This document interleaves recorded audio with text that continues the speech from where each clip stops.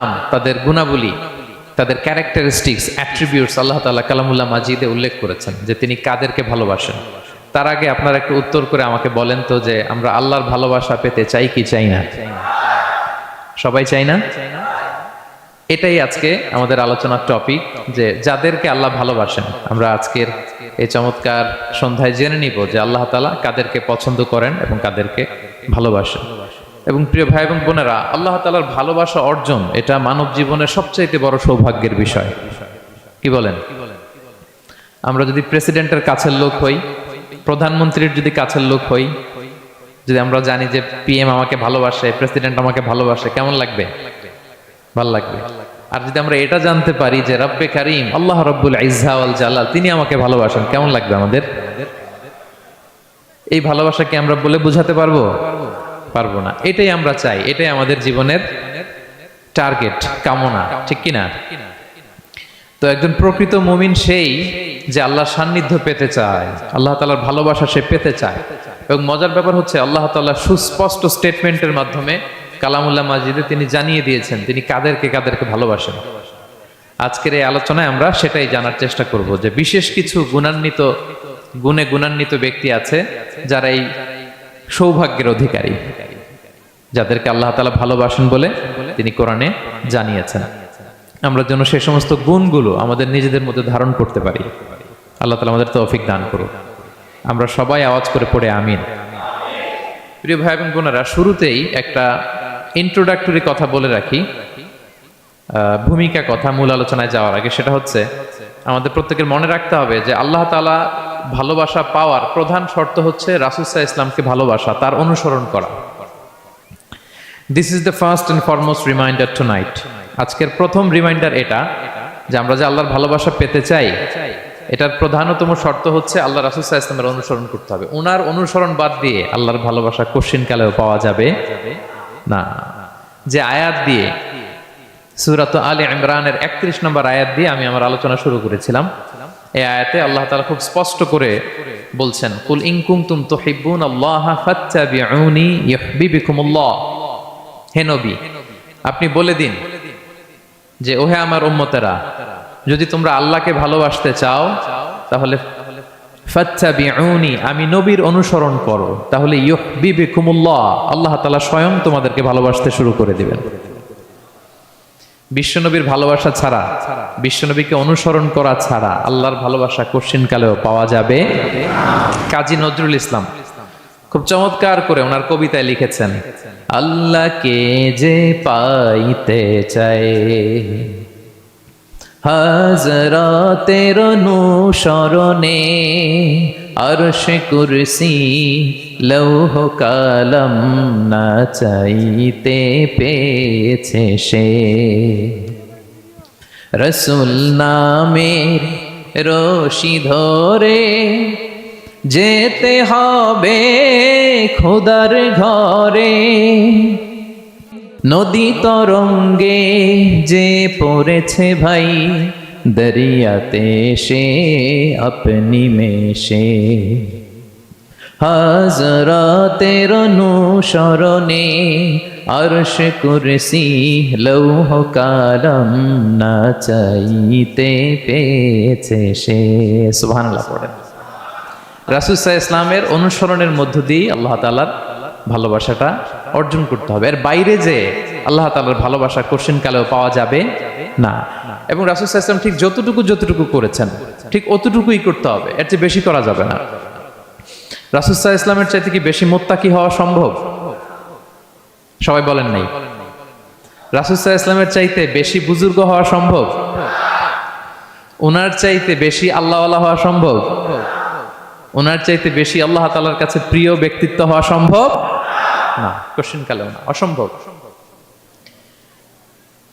রাসূল সাল্লাল্লাহু আলাইহি ওয়াসাল্লামের সময়কালে কিছু সাহাবারা রাসূল সাল্লাল্লাহু আলাইহি ওয়াসাল্লামের স্ত্রীদের কাছে জানতে চেয়েছিল যে উম্মুল মুমিনিন, আপনারা বলুন যে রাসূল সাল্লাল্লাহু আলাইহি ওয়াসাল্লামের আমল কেমন ছিল? আমরা তো মসজিদে দেখি, বাইরে দেখি, ঘরে ওনার আমল কেমন আমাদের জানতে বড্ড মনে চায়। তো রাসূল সাল্লাল্লাহু আলাইহি ওয়াসাল্লামের স্ত্রীরা বললেন যে উনি এমন এমন আমল করেন, এইভাবে নফল রোজা রাখেন, শেষ রাতে তাহাজ্জুদ পড়েন, এইভাবে তাসবিহ পড়েন, কোরআন তেলাওয়াত করেন, জিকির করেন। হাদিসে এসেছে যে কাআন্নাহুম তাকাল্লুহা, তাদের কাছে এটা কেমন যেন কম মনে হইল। তারা একটা বড় এক্সপেকটেশন নিয়ে আসছিল, মানে বিশাল একটা, রাসূল সাল্লাল্লাহু আলাইহি ওয়াসাল্লাম সব নবীদের নবী, না জানে কি আমল করে ঘরের ভিতরে। কিন্তু যখন রাসূল সাল্লাল্লাহু আলাইহি ওয়াসাল্লাম স্ত্রীদের কাছে শুনলো এই এই আমল তিনি করেন ঘরের ভিতরে, ওনারা হতাশ। হায় রে, ভাবছিলাম এত এত আমল করে, এই মাত্র এরকম আমল করে, এগুলো তো আমরাও করি। কাআন্নাহুম তাকাল্লুহা, হাদিসে এসেছে ওনাদের কাছে এটা খুব কম মনে হইলো। তো তারা একে অপরকে বলতে লাগলো যে এর কারণ হচ্ছে কদ গুফিরা লাহু মা তাকাদ্দামা মিন যামবিহি ওয়া মা তাআখার। আল্লাহ তাআলা তো রাসূল সাল্লাল্লাহু আলাইহি ওয়াসাল্লামের আগের পরের সব গুনাহ মাফ করে দিয়েছে। ওনার তো আদতে কোনো গুনাহই নাই, কিন্তু আল্লাহ তাআলার ঘোষণা হচ্ছে নবী হে, আপনার আগের পরের সব গুনাহ আমি মাফ করে দিলাম। তো সাহাবারা বলতেছেন এর কারণ হচ্ছে ওনার কোনো গুনাহই নাই, সব মাফ, এজন্য ওনার কম করলেও হয়, আমাদের তো এত কম করলে চলবে না। কথা বুঝতে পেরেছেন? তো ওনারা ভাবলো যে না, আমাদের তো আমল বাড়াইতে হবে। তো কি করতে হবে? একজন বলল আমি সারা রাত নামাজ পড়বো, আমি আর ঘুমাবো না। এখন থেকে সারা রাত কি করব? নামাজ পড়বো, আমি আর ঘুমাবো না। আরেকজন বলল তাহলে আমি সারা বছর রোজা রাখবো, রোজা ভাঙবো না, সারা বছর টানা রোজা, যেহেতু বেশি বেশি করতে হবে। আরেকজন বলল আমি স্ত্রীদের সাথে আর মেলামেশা করবো না, আমার স্ত্রীদের সাথে আমি আমার মতো বৈরাগ্য জীবনযাপন করবো। তো এই কথা যখন রাসূল সাল্লাল্লাহু আলাইহি ওয়াসাল্লাম শুনলেন, রাসূল সাল্লাল্লাহু আলাইহি ওয়াসাল্লাম ওনাদেরকে ডেকে পাঠালেন, ডেকে বললেন আনতুমুল্লাযীনা কুলতুম কাযা ওয়া কাযা, তোমরা কি এমনটা এমনটা বলছো? তারা ভয়ে বলতেছে ইয়া রাসূলুল্লাহ, জি আমরা তো এরকম করে ফেলছি, বলে ফেলছি। তখন রাসূল সাল্লাল্লাহু আলাইহি ওয়াসাল্লাম বললেন ওয়াল্লাহি ইন্নী লা আখশাকুম লিল্লাহি ওয়া আতকাকুম লাহু, আল্লাহর শপথ করে বলছি আমি তোমাদের মধ্য থেকে আল্লাহকে সবচেয়ে বেশি ভয় পাই, আমি সবচেয়ে বড় মুত্তাকি, আমার চেয়ে বেশি কেউ আল্লাহকে ভয় পেতে পারে না। তা আমি সবচেয়ে বড় মুত্তাকি, আমি সবচেয়ে বেশি আল্লাহর প্রিয় ভাজন, আমি আল্লাহর সবচেয়ে বেশি ভয় পাই, এরপরেও আমি রাতে ঘুমাই আবার নামাজও পড়ি, সোম বৃহস্পতিবারে রোজা রাখি, বাকি দিনগুলোতে আমি খাই, আমার তো 11 জন স্ত্রী, আমি সবার সাথে মেলামেশা করি। কই স্ত্রী মেলামেশায়, রোজা রাখা না রাখায়, রাতে ঘুম এবং তাহাজ্জুদ, এই যে ব্যালেন্স করে যে আমি জীবন পরিচালনা করি, এতে আমার মুত্তাকি হইতে তো কোনো সমস্যা হয়নি। আমি শ্রেষ্ঠ নবীর এই মর্যাদা অক্ষুণ্ণ রাখতে তো আমার সমস্যা হয়নি, কিন্তু তোমাদের সমস্যা কোথায়? তখন তিনি একটা অসাধারণ উক্তি করেছিলেন, তিনি বলেছিলেন ফামান রাগিবা আন সুন্নতি ফালাইসা মিন্নি, যে আমার সুন্নতকে অবজ্ঞা করে, মানে আমার যে পন্থা এটা অনুসরণ না করে অন্য কিছু যে করতে চায়, ফালাইসা মিন্নি, সে আমার দলভুক্ত নয়। আল্লাহু আকবার!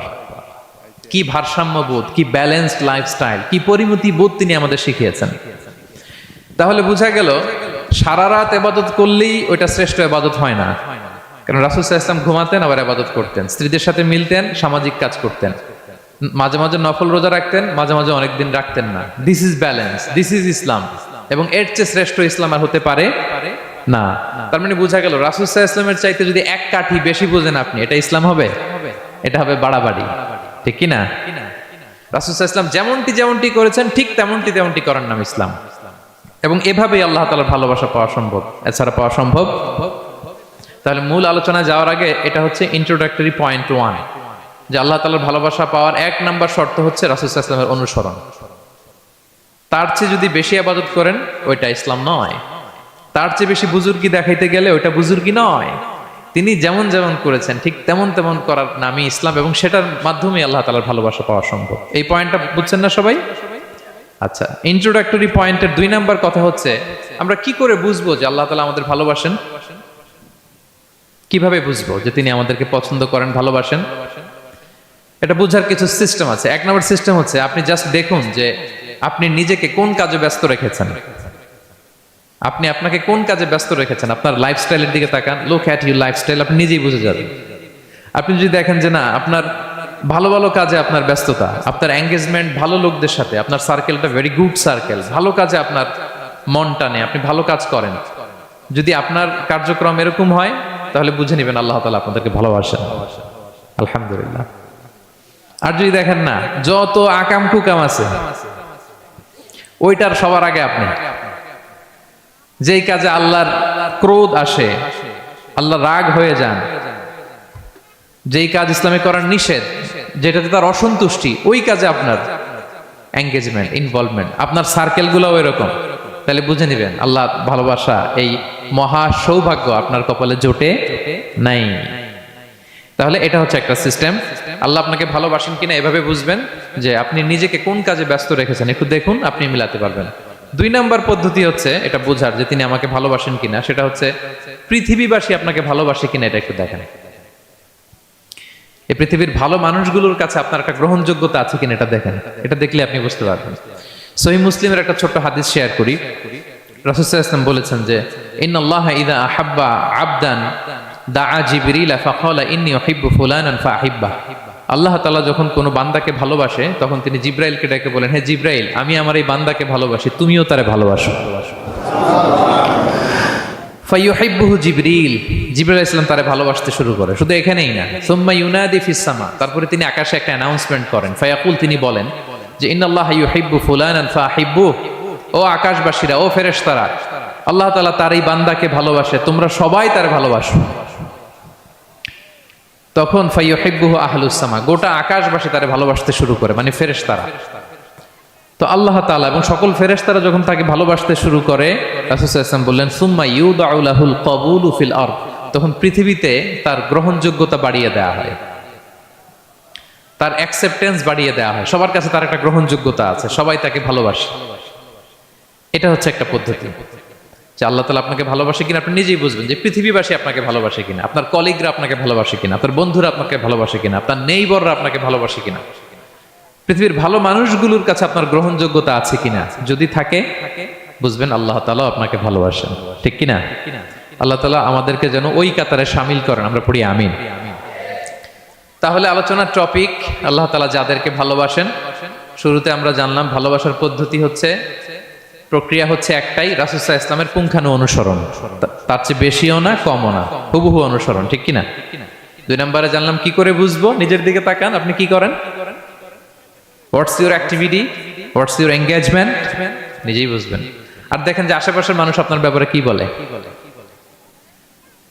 পৃথিবীবাসী যদি আপনারে পছন্দ করে, তার মানে আল্লাহ তাআলাও আপনারে পছন্দ করে। সবাই বুঝতে পেরেছেন? আচ্ছা, এবার সরাসরি কোরআনে চলে যাই, মূল টপিক বিশ্লেষণে। আল্লাহ তাআলা অনেক শ্রেণীর ব্যক্তিকে ভালোবাসেন বলে তিনি ঘোষণা করেছেন। তিনি বলেছেন যে আমি তাদেরকে ভালোবাসি। এর মধ্যে 1 নাম্বার হচ্ছে আল মুহসিনুন। একটু আমার সাথে সাথে বলেন, আল মুহসিনুন। মুহসিনুন মানে হচ্ছে যে ইহসান করে, মানে অন্যের প্রতি অনুগ্রহ দেখায়, অনুগ্রহশীল, অন্যের প্রতি দয়াশীল, অনুগ্রহশীল। এই সমস্ত বান্দাদের আল্লাহ ভালোবাসেন। আল্লাহ বলেন, ওয়া আনফিকু ফি সাবিলিল্লাহি ওয়া লা তুলকু বিআইদিকুম ইলা তাহলুকা ওয়া আহসিনু ইন্নাল্লাহা ইউহিব্বুল মুহসিনিন। তিনি বলেন যে তোমরা আল্লাহর রাস্তায় দান করো আর নিজেরা নিজেদেরকে ধ্বংসের মুখে ঠেলে দিও না, আর তোমরা ইহসান করো অন্যের প্রতি, কারণ ইন্নাল্লাহা ইউহিব্বুল মুহসিনিন, আল্লাহ তাআলা মুহসিনিনদের ভালোবাসেন, মানে যারা অন্যের প্রতি অনুগ্রহ দেখায়, অন্যের প্রতি দয়া পরবশ, তাদেরকে আল্লাহ ভালোবাসেন। সুবহানাল্লাহি ওয়া বিহামদিহি। তাহলে পেয়ে গেলাম, মিলায় নেন যে অন্যের প্রতি সফট কর্নার, অন্যের প্রতি দয়া, অনুকম্পা, হেল্পিং হ্যান্ড, হেল্প করার মানসিকতা, অন্যের দুঃখে কাদা, এই মাইন্ডসেট, এই মেন্টালিটি আমাদের আছে কিনা একটু মিলিয়ে নেন। না থাকলে রিমাইন্ডার হিসেবে নেন যে আমরাও যেন মুহসিনুনদের কাতারে শামিল হতে পারি। ইহসান এটা অনেক বড় তবকার একটা আমল। ইবাদতেও ইহসান লাগবে, ইবাদতের বাইরে সামাজিক কর্মকাণ্ড, রাষ্ট্রীয় কর্মকাণ্ড, সব কাজে আল্লাহ তাআলা এই ইহসানকে আবশ্যক করেছেন। অনুগ্রহ, অন্যদের প্রতি অনুগ্রহশীল হওয়া। ইবাদতে ইহসানটা কেমন? সাইয়েদনা জিবরাইল আলাইহিস সালাম রাসূল সাল্লাল্লাহু আলাইহি ওয়াসাল্লামকে জিজ্ঞেস করেছিলেন যে ইয়া রাসূলুল্লাহ ফাখবিরনি আনিল ইহসান, ইহসান আবার কি, আমাকে একটু বলেন। তো ইবাদতে ইহসানটা কেমন? রাসূল সাল্লাল্লাহু আলাইহি ওয়াসাল্লাম বললেন যে ইহসান হচ্ছে আন তা'বুদাল্লাহা কাআন্নাকা তারাহু ফাইন লাম তাকুন তারাহু ফাইন্নাহু ইয়ারাক।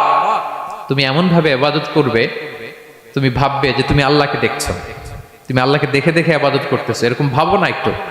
আর এটা ভাবতে যদি কষ্ট হয়, অন্তত এতটুকু তো ভাবো যে আল্লাহ তোমায় দেখছেন। এতটুকু ভাবা যাবে না? আমরা যখন নামাজ পড়ি, আমাদের প্রত্যেকটা সালাতের মুহূর্তে আমাদের এটা ভাবতে হবে যে আল্লাহ তাআলা কিন্তু আমাকে দেখছেন। এই যে আমি ফিস ফিস করে সুবহানা রাব্বিয়াল আলা পড়ি, সুবহানা রাব্বিয়াল আযীম পড়ি, আমি তাসবিহ পড়ি, আমার রুকু সেজদা সবকিছু আমার আল্লাহ দেখছেন। এই সেন্স, এই অনুভূতি যদি আপনার মধ্যে থাকে, এটাই হচ্ছে ইবাদতের ইহসান। আর ইবাদত ছাড়া আমাদের দৈনন্দিন কাজ, পারিবারিক কাজ, সামাজিক কাজ, এই সমস্ত কাজেও কিন্তু আল্লাহ তাআলা ইহসানকে আবশ্যক করেছেন। প্রিয় ভাই এবং বোনেরা, অন্যের প্রতি অনুগ্রহ করাটাকে তিনি কি করেছেন? আবশ্যক করেছেন। একটা ছোট্ট হাদিস শুনি। হাদিসে রাসূল সাল্লাল্লাহু আলাইহি ওয়াসাল্লাম ইরশাদ করছেন যে ইন্নাল্লাহা তাবারাকা ওয়া তাআলা কাতাবাল ইহসানা আলা কুল্লি শাই। আল্লাহ তাআলা সব কিছুর উপর ইহসানকে আবশ্যক করেছেন, সব কিছুর উপর। মুমিনের সব কাজে ইহসান থাকতে হবে, অন্যের প্রতি অনুগ্রহের পরশ থাকতে হবে। এবার মজার একটা পার্ট আসছে হাদিসে, খেয়াল করে শুনি। রাসূল সাল্লাল্লাহু আলাইহি ওয়াসাল্লাম বলেন ফাইদা কাতালতুম ফাআহসিনুল কিতলা। আল্লাহ তাআলা সব জায়গায় ইহসানকে আবশ্যক করেছেন, এমন কি ফাইদা কাতালতুম, যখন তোমরা কতল করবে কাউকে, ফাআহসিনুল কিতলা, ইহসানের সাথে কতল করো। সুবহানাল্লাহ বললেন না? প্রসঙ্গটা কি? হত্যার প্রসঙ্গটা। রাষ্ট্রীয় কাজে হয়তো ডেথ পেনাল্টি, তার মৃত্যুদণ্ড দিতে হবে। রাসূল সাল্লাল্লাহু আলাইহি ওয়াসাল্লাম বলেন ফাইদা কাতালতুম ফাআহসিনুল কিতলা, মৃত্যুদণ্ড দিবা কিন্তু ইহসানের সাথে দিও। আপনি চাইলেই তার কান কেটে ফেলতে পারবেন না, তাকে শ্বাসরুদ্ধ করতে পারবেন না, পেট্রোল দিয়ে তার দেহ জ্বালিয়ে দিতে পারবেন না, চাইলেই এই দেহটারে আপনি নষ্ট করতে পারবেন না। রাষ্ট্রীয় কাজে বিচারে সাব্যস্ত হয়েছে তার এখন ডেথ পেনাল্টি, মৃত্যুদণ্ড কার্যকর করবেন, ঠিক আছে, কিন্তু সেখানে ইহসানের সাথে। ফাইদা কাতালতুম ফাআহসিনুল কিতলা, মৃত্যুদণ্ড কার্যকর করার সময় ইহসানের সাথে করো। ওয়া ইদা যাবাহতুম ফাআহসিনুয যাবাহা, জবাই করার সময় ইহসান করো। সুবহানাল্লাহ। করতেছি জবাই, করতেছি কি? কিন্তু মেরে ফেলতেছি প্রাণীটাকে খাওয়ার জন্য। স্লটারিং, লিটারালি আমি ছুরি চালাচ্ছি ওর গলায়, ফিনকি দিয়ে রক্ত বেরোবে এখনই, মেরে ফেলতেছি। কিন্তু যা মনে চায় আপনি কোপাতে পারবেন কুরবানির পশুকে? কষ্ট দিতে পারবেন না। আমরা এই ভুলটা করি। রাসূল সাল্লাল্লাহু আলাইহি ওয়াসাল্লাম দেখেন আরো স্পেসিফিক করে বলছেন যে ওয়ালিউহিদ্দা আহাদুকুম শাফরাতাহু ওয়ালিউরিহ যাবিহাতাহু, তোমরা জবাইয়ের সময় তোমাদের ছুরিটাকে ধার করে নিও যাতে করে প্রাণীটা কম কষ্ট পায়। সুবহানাল্লাহ। আমরা অনেক সময় ভুল করে ফেলি। আমরা গরু শোয়ানোর পরে এই রশি কোথায়, এই ছুরি কোথায়, এই কষাই কোথায়, এই যে 7 জনের নামে জবাই হবে এদের নাম কোথায়, গরুটাকে আমরা কষ্ট দিচ্ছি। রাসূল সাল্লাল্লাহু আলাইহি ওয়াসাল্লাম বলে না, মুমিনের প্রতিটি কাজে ইহসানের পরশ থাকে। তারা প্রাণী জবাই করবে ঠিকই খাওয়ার জন্য, কিন্তু এখানেও ইহসান করতে হবে, ঠিক কিনা? তারা মৃত্যুদণ্ড কার্যকর করবে, ডেথ পেনাল্টি রাষ্ট্রীয় আইনে, কিন্তু যেমন মনে চায় তেমন করা যাবে না। ওইখানেও ইহসান রাখার দরকার আছে না নাই? প্রিয় ভাইয়েরা, এই ইহসানকে যারা মেনটেন করে জীবনের সব কাজে, আল্লাহ তাদেরকে বড্ড ভালোবাসে, বড্ড পছন্দ করে। সো আমরা যেন সবাই সবার প্রতি ইহসান করি। স্বামী স্ত্রীর প্রতি ইহসান করুন, স্ত্রী স্বামীর প্রতি ইহসান করুন, বাবা সন্তানের প্রতি, সন্তান বাবার প্রতি, পরিবারের সকল সদস্যদের প্রতি ইহসান করুন, কর্মচারীদের প্রতি ইহসান করুন, সহকর্মীদের প্রতি ইহসান করুন। মুমিন জীবনের প্রতিটি কাজে ইহসানের পরশ থাকবে, কারণ ইন্নাল্লাহা ইউহিব্বুল মুহসিনিন, আল্লাহ তাআলা মুহসিনদের, যারা অন্যদের প্রতি অনুগ্রহ দেখায় তাদেরকে বড্ড ভালোবাসেন। এই পয়েন্টটা কি বুঝতে পেরেছেন সবাই? ক্লিয়ার? 2 নম্বরে চলে যায়, আর কাদেরকে আল্লাহ ভালোবাসেন? 2 নম্বরে হচ্ছে আত-তাওয়াবুন, যারা ভুল করেই তওবা করে সাথে সাথে আল্লাহ তাদেরকে বড্ড ভালোবাসেন। সুবহানাল্লাহ। আল্লাহ তাআলা বলছেন ইন্নাল্লাহা ইউহিব্বুত তাওয়াবিন ওয়া ইউহিব্বুল মুতাতাহহিরিন, আল্লাহ তওবাকারীদেরকে যেমনি ভালোবাসেন পবিত্রতা অর্জনকারীদেরও ভালোবাসেন। ওটা আমি পরে আসতেছি, এখন তওবাতেই থাকি। তাহলে 2 নম্বরে হচ্ছে ইন্নাল্লাহা ইউহিব্বুত তাওয়াবিন, 2 নম্বরে হচ্ছে কাদেরকে ভালোবাসেন? তওবাকারীদেরকে তিনি বড্ড ভালোবাসেন। দেখেন রাসূল সাল্লাল্লাহু আলাইহি ওয়াসাল্লাম কি বলে, তিনি বলেন ওয়াল্লাহি ইন্নী লা আস্তাগফিরুল্লাহ ওয়া আতুবু ইলাইহি ফিল ইয়াউমি আকসারা মিন 70 মাররা, আল্লাহর শপথ আমি বিশ্বনবী প্রতিদিন 70 বারেরও বেশি তওবা পড়ি। যার আগেও কোনো গুনাহ নাই, পরেও কোনো গুনাহ, উনি তওবা করে কয়বার? 70 বার। আমাদের তো কোনো গুনাহ টুনা নাই, তাই না? হ্যাঁ, আমাদেরও গুনাহ আছে নাকি? বস্তা ভরা। তো বিশ্বনবী যদি 70 বার তওবা করেন ডেইলি বেসিস, আমাদের করা দরকার কয়বার? যার যার কাছে ছেড়ে দিলাম, বলেন। হ্যাঁ, 70,000 বার করা দরকার, ঠিক কিনা? প্রিয় ভাইরা, তাওবা কি? তাওবা মানে ফিরে আসা আল্লাহর কাছে। ভুল করেছি, অনুতপ্ত হয়ে আল্লাহর কাছে ফিরে আসবে, এটার নাম তাওবা। To return back to your Lord, আল্লাহর কাছে ফিরে আসবেন। এই ফিরে আসাটাকে আল্লাহ খুব পছন্দ করেন। এখানেই শয়তান আর আমাদের মধ্যে পার্থক্য। শয়তান ভুল করে করছি তো করছে, ওইটার মধ্যেই সে অটল অবিচল, ক্ষমা আর চাইনি। কিন্তু আমরা সকালে ভুল করে দুপুরে মাফ চাই, দুপুরে করে রাতে মাফ চাই, আজকে ভুল করে কালকে মাফ চাই, ঠিক কিনা? এই মাফ চাওয়াটাকে, ফিরে আসাটাকে, তার গুনাহগার বান্দা অনুতপ্ত হয়ে, রিয়েলাইজেশন হয়ে, বুঝতে পেরে ফিরে আসাটাকে তিনি বড্ড পছন্দ করেন, বড্ড পছন্দ করেন। এজন্য ভুল আমাদের হবে প্রিয় ভাইরা। আল ইনসান মিনান নিসিয়ান, আমাদের নামটাই এসেছে ভুল থেকে, আমরা ভুলে যাই, ভুল হয়ে যায় আমাদের। কিন্তু ক্ষমার রাস্তা, তওবার রাস্তা খোলা আছে না নাই? এটা হচ্ছে আমাদের জন্য আশা, হোপ। আমরা হোপফুল, সবসময় আশাবাদী। যত ভুল হোক, যত ভুল আপনি করেন, এটা খেয়াল রাখবেন, ভুল আপনি যতই করেন না কেন, তার রহমতের দরিয়া তার চাইতেও বড়, তার ক্ষমার মহাসাগর তার চাইতেও বিস্তৃত, যত ভুল আপনি করেন না কেন। এজন্য আল্লাহ তাআলা বলেন, ইয়া আইয়ুহাল্লাযীনা আমানু তুবু ইলাল্লাহি তাওবাতান নাসুহা, ওহে বিশ্বাসীরা একনিষ্ঠভাবে তওবা করো, ফিরে আসো আমার দিকে। ফাফিররু ইলাল্লাহ 24/7, পৃথিবীর কোনো দরজা 24 ঘন্টা খোলা থাকে না। রাত 3টার দিকে যদি আপনি উঠে জায়নামাজটা বিছিয়ে যে ভুলটা করছেন ওটা স্মরণ করে চোখের পানি ছেড়ে মাফ চান, ক্ষমা করবেন না তিনি? হ্যাঁ, ক্ষমা দেওয়ার জন্য তিনি বসে আছেন। এজন্য ভুল হইলে আমরা পড়বো আস্তাগফিরুল্লাহ। কি পড়বো? পড়েন আস্তাগফিরুল্লাহ রাব্বি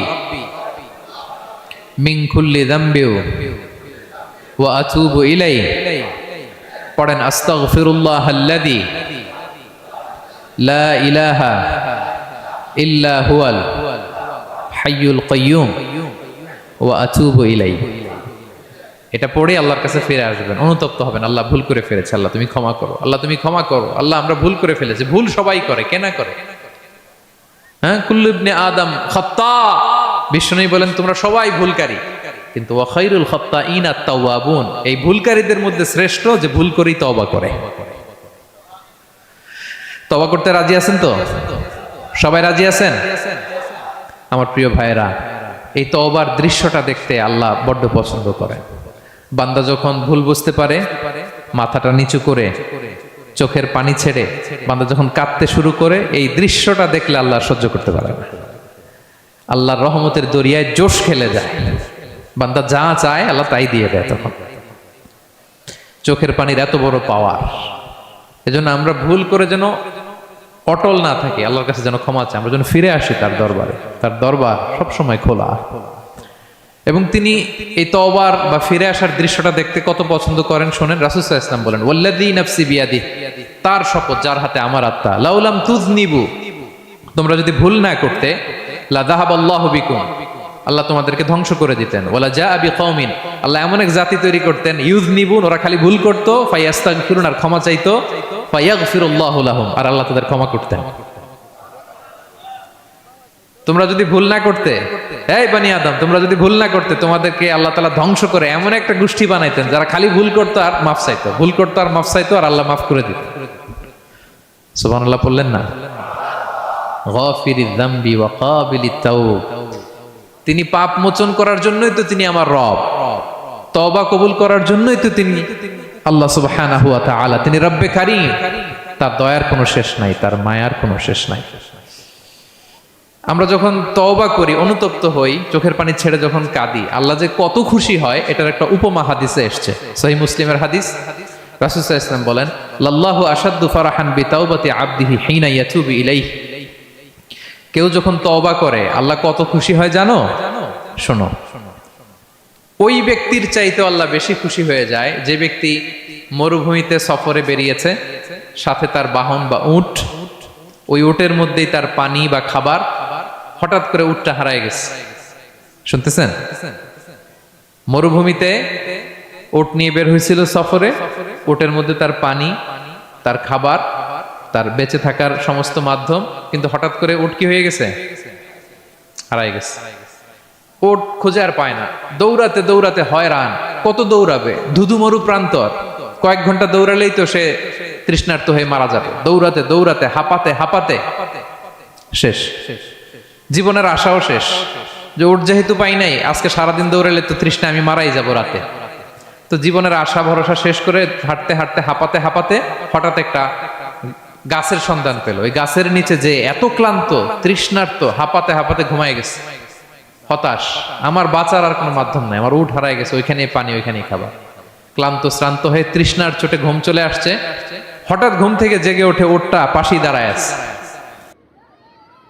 যে ওটের উপরে তার পানি এবং খাবার ছিল, পুরা মরুভূমিতে দৌড়াইতে দৌড়াইতে আবার সন্ধ্যাবেলায় এসে মালিকের সামনে দাঁড়ায় আছে। সে ঘুম থেকে উঠি তাড়াতাড়ি করে রশি ধরে ফেলছে উটের, পুরোটা হাদিসের অনুবাদ শোনাচ্ছি। তো উটের রশি ধরে বেচারা এত খুশি, এত খুশি, এত খুশি যে খুশির চোটে ও বলতে আরম্ভ করছে, আল্লাহুম্মা আনতা আবদি ওয়া আনা রাব্বুক। আল্লাহ, তুমি আমার গোলাম, আমি তোমার রব। তুমি দয়া করে এই ওটটা ফিরাই দিছো, আজকে তুমি ওটটা ফিরাই না দিলে আমি তো মরে যেতাম। আল্লাহ, প্রশংসা তোমার। খুশির চোটে। কিসের চোটে? খুশির চোটে কথা উল্টে গেছে। সে এত খুশি, সে আনন্দে এত উদ্বেলিত, এত খুশি, সে বলতেছে আল্লাহ, আল্লাহুম্মা আনতা আবদি, আল্লাহ তুমি আমার গোলাম। খুশিতে আল্লাহুম্মা আনতা আবদি, আল্লাহ তুমি আমার গোলাম, ওয়া আনা রাব্বুক, আমি তোমার রব। তোমার দরবারে লাখো কোটি শুকরিয়া। আল্লাহ কেঁদে কেঁদে বলতেছে। তা আল্লাহ বলে, ওইরকম একটা পরিস্থিতিতে যে তার জীবনের আশা ছেড়েই দিয়েছিল, হঠাৎ করে ওট ফিরে পাওয়ার পরে খুশির চোটে সে যখন আমি আল্লাহরে ওর গোলাম বানায় আর ওরে আমার রব বানায়, ওই লোকটা ওই মুহূর্তে ঠিক যত খুশি, আমার কোনো বান্দা তওবা করে যখন আমার কাছে ফিরে আসে, আমি আল্লাহ ওই বান্দার উপর তার চাইতেও বেশি খুশি হয়ে যায়। আল্লাহু আশাদ্দু ফারাহা। ওই ব্যক্তি কত খুশি হইলে আল্লাহর গোলাম বানায়, কত খুশি হইলে সে সেন্স হারায় ফেলে যে আল্লাহ তুমি আমার গোলাম, আমি তোমার রব। কখন বলে? খুশিতে সে মাতোয়ারা। আল্লাহ বলে, ওই মাতোয়ারা ব্যক্তি ওই মুহূর্তে যত খুশি, আমার কোনো বান্দা ভুল করে বোঝার পরে যখন চোখের পানি ছেড়ে আমার কাছে তওবা করে, আমি আল্লাহ তার চাইতেও বেশি খুশি হয়ে যায়। তওবা করবেন তো? করবেন? করবেন? ইন্নাল্লাহা ইউহিব্বুত তাওয়াবিন। আল্লাহ তাআলা তওবাকারীদের বড্ড ভালোবাসেন। আমার ভাইরা, ভুল হলেই যেন আমরা তওবা করি। কয়টা জানলেন? প্রথমটা কি ছিল? কি করে? ভুলে গেছি। ইহসান করে, মুহসিনুন, যারা অন্যদের প্রতি অনুগ্রহ প্রদর্শন করে। আচ্ছা, 2 নাম্বার কি ছিল? তাওবা, মানে আত-তাওয়াবুন, যারা ভুল হলেই কি করে? তাওবা করে। 3 নাম্বার হচ্ছে আল মুতাতাহহিরুন, যারা পবিত্রতা অর্জন করে, সবসময় পাক পবিত্র থাকে, নিট এন্ড ক্লিন থাকে। এই ক্লিনলিনেসকে আল্লাহ পছন্দ করেন। সুবহানাল্লাহ, কি সুন্দর আমাদের ধর্ম, কত চমৎকার আমাদের ইসলাম। রাদিতু বিল্লাহি রাব্বা ওয়া বিল ইসলামি দীনা। আমরা আল্লাহর রব হিসেবে পেয়ে খুশি, ইসলামকে দিন হিসেবে পেয়ে খুশি, ঠিক কি না? 3 নাম্বার হচ্ছে ওয়া ইউহিব্বুল মুতাতাহহিরিন। আল্লাহ তাআলা পবিত্রতা অর্জনকারীদের বড্ড পছন্দ করেন। মুতাতাহহিরিন, যারা সব সময় পাক পবিত্র থাকে, পরিচ্ছন্ন থাকে, এবং এটা খুব জরুরি। রাসূল সাল্লাল্লাহু আলাইহি ওয়াসাল্লাম বলেছেন, আত-তুহুরু শাতরুল ঈমান। পবিত্রতা এটা ঈমানের অঙ্গ। কেন ঈমানের অঙ্গ? কারণ নামাজ যার নাই তার ঈমান নাই, আর পবিত্রতা ছাড়া নামাজই হয় না। এজন্য রাসূল সাল্লাল্লাহু আলাইহি ওয়াসাল্লাম বলেছেন পবিত্রতা ঈমানের অঙ্গ। সুবহানাল্লাহ পড়েন। দেখেন, নামাজের যে আহকাম আরকান আছে, আহকাম তো বাইরে, নামাজ শুরুর আগে। এর মধ্যে 3টা আহকাম বা 3টা ফরজই হচ্ছে এই পাক পবিত্রতা নিয়ে। ছোটবেলা আপনারা পড়েছেন না, শরীর পাক, কাপড় পাক, নামাজের জায়গা পাক। তার মানে আপনি নামাজে যখন দাঁড়াবেন, আপনার শরীরটা পাক পাক পবিত্র হইতে হবে। আপনি যে ড্রেস গায়ে দিয়ে নামাজে দাঁড়ালেন, এটা পবিত্র হইতে হবে। যেই জায়গাটাতে আপনি নামাজের জন্য দাঁড়ালেন, ওই জায়গাটা পবিত্র হতে হবে। এই 3টা জায়গা পবিত্র কিনা আপনাকে এনশিওর করে আল্লাহু আকবার, তার আগে আল্লাহু আকবার বললে হবে? হবে না। এজন্য ইসলাম হাতে ধরিয়ে ধরিয়ে আমাদেরকে পবিত্র হওয়ার পদ্ধতি শিক্ষা দিয়েছেন। রাসূল সাল্লাল্লাহু আলাইহি ওয়াসাল্লাম যখন এগুলো শিখাতেন, মুশরিকরা হাসতো, হায় রে কেমন নবী তোমাদের, কিভাবে টয়লেটে যাইতে হয় এটাও শিখায়। সাহাবারা বলতেন, হ্যাঁ, আমাদের নবী ধরে ধরে আমাদের শিখায় যে টয়লেটে ঢুকতে বাম পা, বেরোতে ডান পা, ঢোকার আগে দোয়া, ওয়ালা তাস্তাকবিলুল কিবলা, কিবলামুখী হওয়া যাবে না, ঢিলা ইউজ করলে 3টা ইউজ করো, বেজর করো, প্রতিটা জিনিস, কি করে ওযু করতে হয়, কি করে তায়াম্মুম করতে হয়, কি করে ফরজ গোসল করতে হয়, আমার নবী ধরে ধরে আমাদের শিখিয়েছেন, ঠিক কি না? ধরে ধরে শিখিয়েছেন।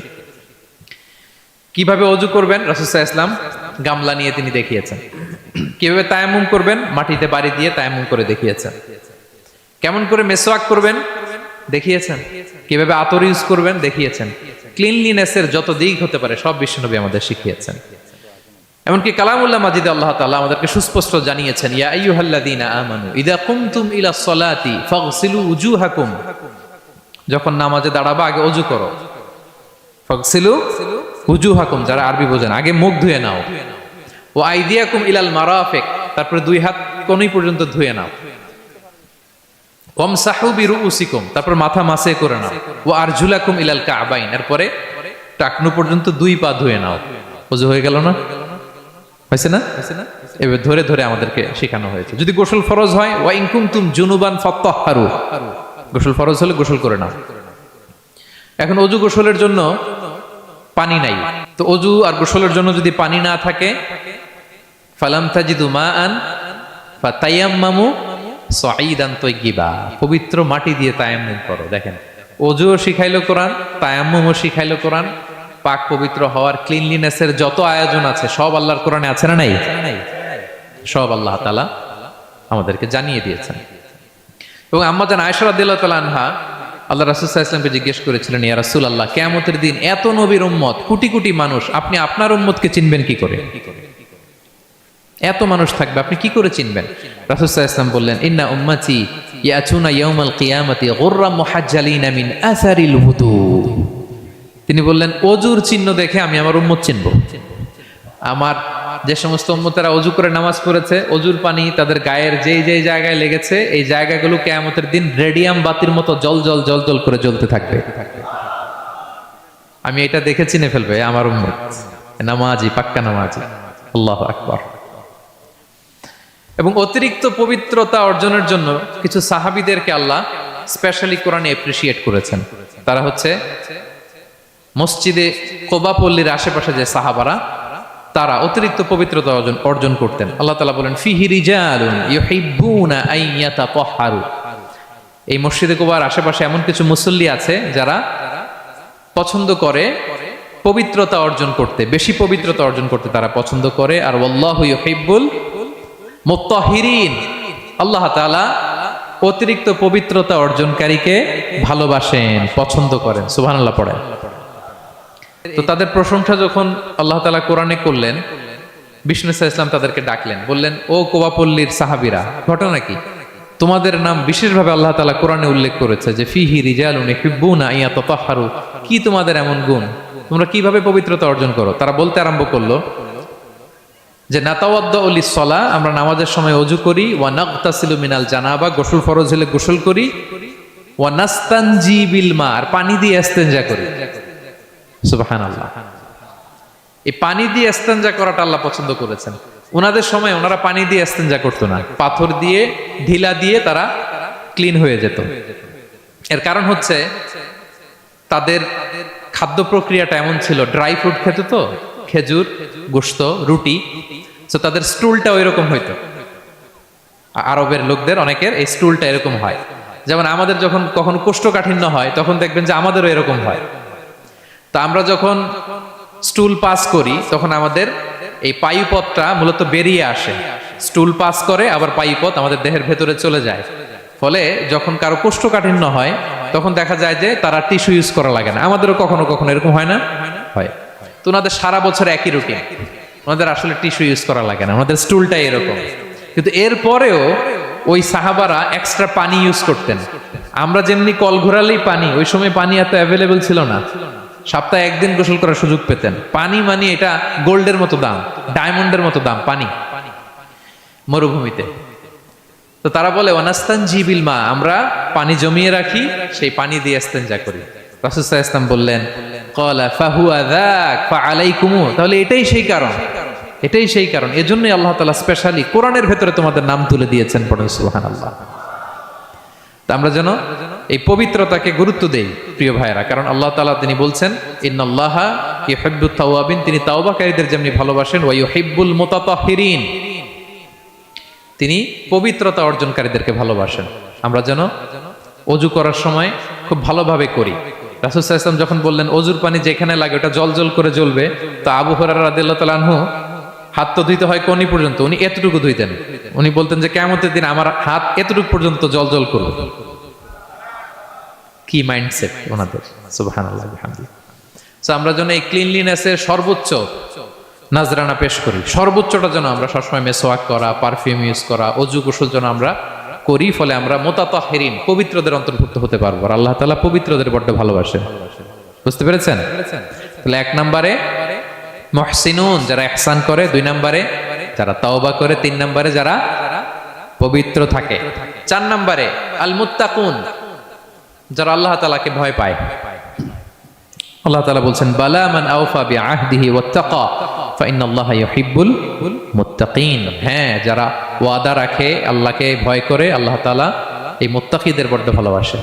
মুত্তাকি অর্থাৎ আল্লাহ সচেতনতা, আল্লাহ ভীরুতা যাদের ভেতরে আছে, যে কোনো পরিস্থিতিতে তারা ভাবে যে আল্লাহ তাআলা আমাকে দেখছেন, এই সেন্স, এই অনুভূতি যার মধ্যে আছে সে মুত্তাকি। তা আমরা মানুষের সামনে যেভাবে যেরকম সৎ থাকি, আমরা যদি মানুষের চক্ষুর আড়ালেও সৎ থাকি তাহলে আমরা মুত্তাকি। বুঝতে পেরেছেন? মুত্তাকির তাকওয়ার অনেক সংজ্ঞা আছে, অনেক সংজ্ঞা। সবচেয়ে সহজ সংজ্ঞা হচ্ছে মানুষের সামনে আমরা যতটা ভালো, আমার প্রাইভেট লাইফেও যদি আমি ততটা ভালো হই তাহলে আমি মুত্তাকি। একটু যোগ বিয়োগ দিয়ে নেন নিজের সাথে নিজে, যে আমি পাবলিকলি যতটা ভালো প্রাইভেটলি ততটা ভালো কিনা। যদি হই তো আমি মুত্তাকি। ওমরে ফারুক রাদিয়াল্লাহু তাআলা আনহু একবার উবাই ইবনে কাবকে বললেন, ইয়া উবাই মা হুয়া তাকওয়া? আল্লাহ কোরআনে এত তাকওয়ার কথা বলেছেন, তাকওয়াটা কি? উনি প্রশ্নের উত্তর না দিয়ে উনিও প্রশ্ন করলেন। উনি বললেন, হাল সালাকতা তরিকান দা শাউক? ইয়া আমিরাল মুমিনিন, আপনি কি কখনো মরুভূমিতে কাঁটাযুক্ত রাস্তা দিয়ে হেঁটেছেন? উনি বললেন, হেঁটেছি। তো কিভাবে হেঁটেছেন? দেখেন কেমনে উত্তর দেয় এক সাহাবী আরেক সাহাবীকে। যেখানে যে রাস্তায় কাঁটা আছে, ক্যাকটাস আছে, গুলমলতা, কিভাবে হেঁটেছেন? তিনি বললেন, ইজতাহাদতু ওয়া তাশাম্মারতু, আমি আমার জুব্বা পাগড়ি খুব আঁটোসাঁটো করে কাপড়টা উপরের দিকে টেনে এমন সাবধানে হেঁটেছি যাতে ক্যাকটাসের কাঁটা আমার গায়ে না লাগে। এই পথটা পাড়ি দিতে খুব সাবধানে, খুব প্রিকশন নিয়ে, এক্সট্রা কশন নিয়ে আমি পার হয়েছি। উবাই ইবনে কাব বললেন, হাদা হুয়া তাকওয়া, এটাই তো তাকওয়া। এই তো বুঝে গেছেন আপনি। আপনি একটু আগে প্রশ্ন করছেন তাকওয়া কি, এটাই তাকওয়া। বলে তাই নাকি? তিনি বললেন হ্যাঁ। তো তিনি বললেন, দুনিয়ার চলতি পথে ডানে বায়ে এরকম অনেক পাপের হাতছানি আপনাকে স্পর্শ করতে চাইবে। ওই যে কাঁটাযুক্ত রাস্তা দিয়ে আপনি যেভাবে সাবধানে, কাঁটা যাতে গায়ে না লাগে, খুবই প্রিকশন নিয়ে হেঁটেছেন, এই দুনিয়ার পুরো জার্নিটা যদি এইভাবে চালাতে পারেন তাইলেই আপনি মুত্তাকি। সুবহানাল্লাহি ওয়া বিহামদিহি। আল্লাহ তাআলা বলেন, যাদের মধ্যে এই তাকওয়ার সেন্স আছে আমি তাদেরকে ভালোবাসি। তাকওয়া হচ্ছে কেউ না দেখলেও আল্লাহ দেখেন, এই অনুভূতি। সবার চোখ ফাঁকি দেয়া গেলেও একজনের চোখ ফাঁকি দেয়া যায় না। তিনি কে? এই অনুভূতির নাম হচ্ছে তাকওয়া। আল্লাহ বলেন, ইন্না আকরামাকুম ইনদাল্লাহি আতকাকুম, তোমাদের মধ্যে সবচাইতে আল্লাহর কাছে সম্মানিত ব্যক্তি যার মধ্যে আল্লাহর ভয় বেশি। নাকি আল্লাহ বলছে তোমাদের মধ্যে যে সবচেয়ে বড় বিলিয়নিয়ার সে আল্লাহর কাছে সম্মানিত, দেখতে বেশি সুন্দর সে সম্মানিত, যার জনবল আছে, অর্থবল আছে, লোকবল আছে না। তাকওয়া, তাকওয়া হচ্ছে ক্রাইটেরিয়া। যার তাকওয়া বেশি সে আমার কাছে সম্মানিত। এবং আল্লাহ তাআলা বলেন, ওমাইয়াত্তাকিল্লাহা ইয়াজআল লাহু মাখরাজা ওয়া ইয়ারযুকহু মিন হাইসু লা ইয়াহতাসিব, যে আল্লাহকে সবসময় ভয় পাবে, যে মুত্তাকি, সে কোথাও জীবনে আটকাবে না, কোথাও আটকাবে না। জীবনে কোনো বিপদ আসলে একটা ওয়ে আউট, একটা এক্সিট। মালয়েশিয়াতে তো বলে কেলুয়ার। মালয়েশিয়া কি বলে? এই জীবনে কোথাও আটকাবেন না, আটকাইলেই একটা কেলুয়ার পেয়ে যাবেন। কেলুয়ারের ব্যবস্থা করে দিবে কে? ব্যবস্থা করে দিবেন। আর এমন জায়গা থেকে তিনি রিজিকের বন্দোবস্ত করবেন আপনি কল্পনাও করেন নাই। সুবহানাল্লাহ বিহামদিহি। তাহলে 4 নম্বরে মুত্তাকুন, যারা আল্লাহকে ভয় করে আল্লাহ তাদেরকে ভালোবাসেন। আমরা যেন মুত্তাকিদের কাতারে শামিল হতে পারি। আল্লাহ তুমি তৌফিক দাও। প্রিয় ভাইরা আমার, 5 নম্বরে হচ্ছে আল মুতাওয়াক্কিলুন, যারা আল্লাহর উপর তাওয়াক্কুল করে। আল্লাহ বলে, ফাইদা আযামতা ফাতাওয়াক্কাল আলাল্লাহ ইন্নাল্লাহা ইউহিব্বুল মুতাওয়াক্কিলিন। কোন বিষয়ে যখন দৃঢ় সংকল্প নিয়েছো তো আল্লাহর উপর ভরসা করো, কারণ আল্লাহ ওই সমস্ত লোকদের ভালোবাসা যারা আমার উপর তাওয়াক্কুল করে, মানে ভরসা করে। তাওয়াক্কুল মানে একজনের উপর ভরসা। তিনি কে? আমরা ভরসা কার উপর করব? পৃথিবীর কোন শক্তির উপর, কোন মানুষের উপর, কোন মিডিয়ার উপর, কোন ক্ষমতার উপর? আমাদের ভরসা এক মহান সত্তার প্রতি। তিনি কে? সবসময় আমরা আল্লাহর উপর ভরসা রাখি এবং প্রতিটি মুহূর্তে যেন আমরা আল্লাহর উপর তাওয়াক্কুল করি। রাসূল সাল্লাল্লাহু আলাইহি ওয়াসাল্লাম এটা আমাদের শিখিয়েছেন। এমনকি ঘর থেকে বেরোলেও যেন আমরা আল্লাহর উপর তাওয়াক্কুল করি। বিশ্বনবী শিখিয়েছেন, তিনি ঘর থেকে বেরোলেই পড়তেন, বিসমিল্লাহি তাওয়াক্কালতু আলাল্লাহ লা হাওলা ওয়ালা কুওয়াতা ইল্লা বিল্লাহ। পড়েন আপনারা? আল্লাহর উপর, আল্লাহর নামে, আল্লাহর উপর তাওয়াক্কুল করে বেরোলাম, এটা পড়ে বেরোবেন। আর প্রতিদিন লম্বা একটা দোয়া পড়তেন, আল্লাহুম্মা ইন্নী আউযু বিকা আন আযিল্লা আও উযাল্লা আও আদিল্লা আও উদাল্লা আও আযলিমা আও উযলামা আও আজহালা আও ইউজহালা আলাই। চমৎকার দোয়া, চমৎকার দোয়া। এটা পরে তিনি বেরোতেন। তো এই তাওয়াক্কুল যারা করে, আল্লাহর উপর ভরসা রাখে, আল্লাহ তাদেরকে বড্ড পছন্দ করেন।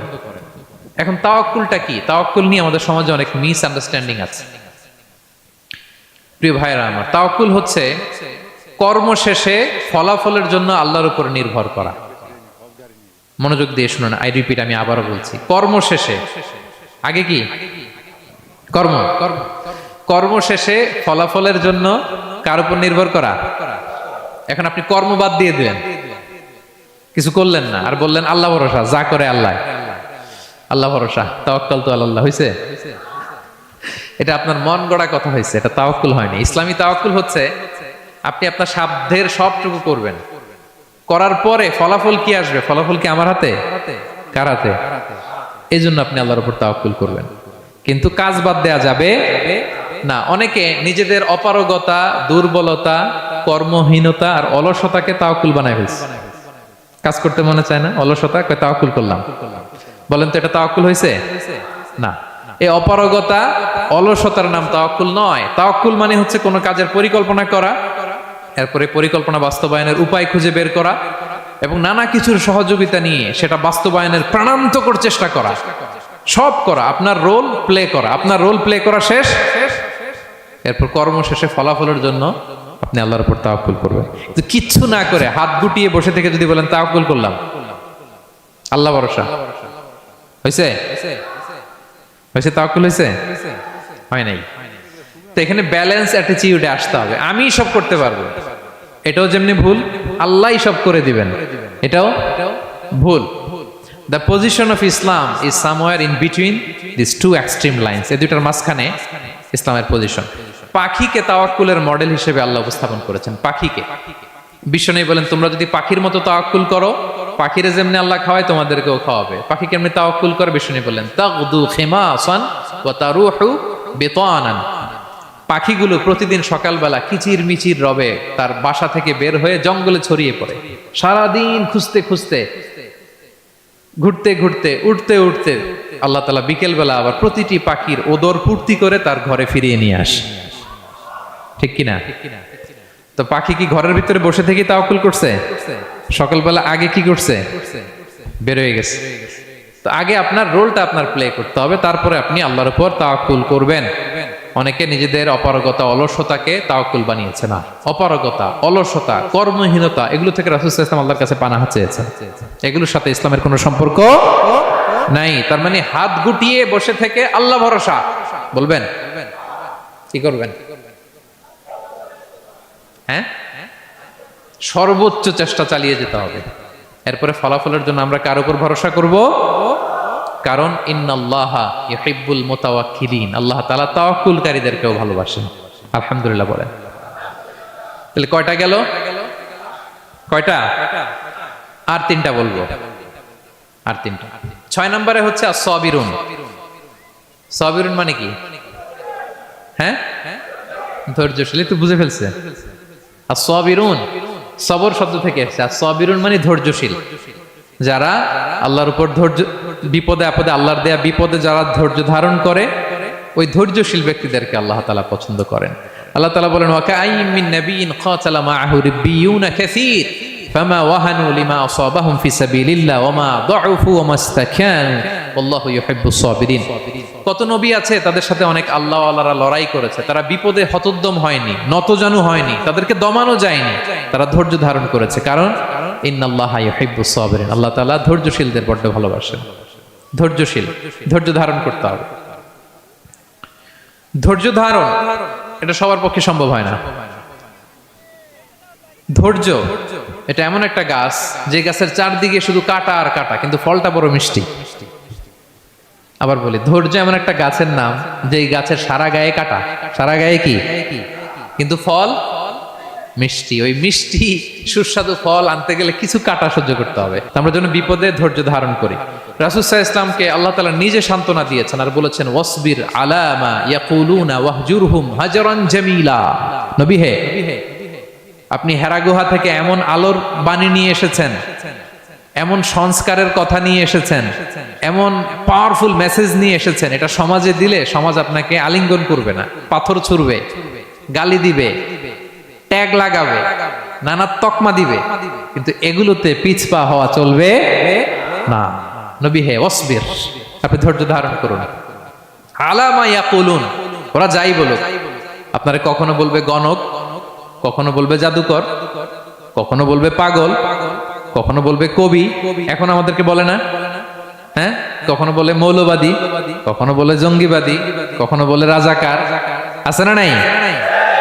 যুগে যুগে এই ট্যাগিং সংস্কৃতি আছে, তারা ট্যাগ লাগায়, তারা নানা ধরনের মিথ্যা তকমা লাগায়। তো আল্লাহ তাআলা আশ্বস্ত করে বললেন, নবী আপনি ভয় পাবেন না, আপনি ধৈর্য ধারণ করুন। ওয়াসবির আলা মা ইয়াকুলুন, তারা যাই বলুক না কেন আপনি সবর ইখতিয়ার করুন, তাদেরকে আপনি ইগনোর করুন, একটু সয়ে যান, একটু সয়ে গেলে রয়ে যাবে, এটা দুনিয়ার নিয়ম। সয়ে গেলে রয়ে যাবে, রয়ে যেতে চাইলে সয়ে যেতে হবে প্রিয় ভাইয়েরা, কারণ আল্লাহ তাআলা ধৈর্যশীলদের বড্ড পছন্দ করেন।